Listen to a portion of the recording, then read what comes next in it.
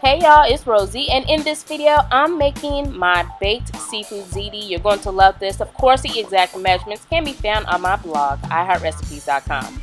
So to get started off, I shredded up my cheeses. I have some Italian style fontal cheese as well as Sicilian jack. Here in my pot, I have some butter. This is salted butter that I'm going to melt down.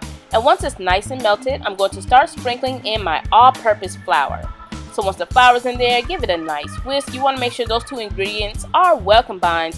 And now we're going to start adding in our evaporated milk, or half and half. For this recipe, or in this video, I should say, I'm using half and half, but both work great, okay?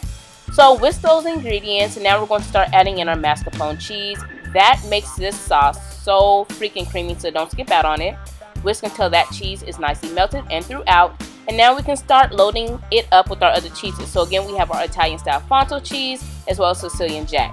Now both of these cheeses are extremely hard to find, at least in my area. So if you head over to my blog, iHeartRecipes.com, I'll have some alternative cheeses that you can use for this dish. So whisk everything, and you want to make sure the cheeses are nicely melted. And here's my platter with all my seafood. So I have some lump crab meat, some lobster, and some shrimp that is peeled and deveined, okay? So all the seafood except for the shrimp is cooked. Here's my ziti. I just followed my directions on the back of my package. Then I drained it once the pasta was nice and al dente. And I placed it directly into my baked dish. And this is the 9x13. So now we can start adding in our crab meat, our lobster meat, and our uncooked shrimp. Again, that's uncooked and it's peeled in the veins. And now we're going to fold all these ingredients, okay?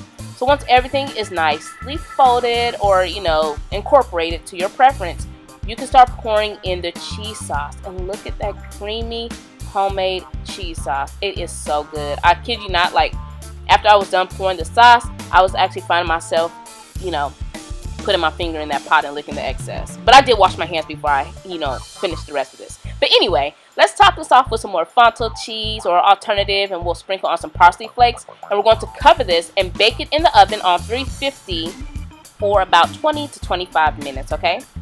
So this is what it looks like once done. This can easily be a dinner for two recipe. I mean, it is the bomb. And look, it's so nice, creamy, and cheesy.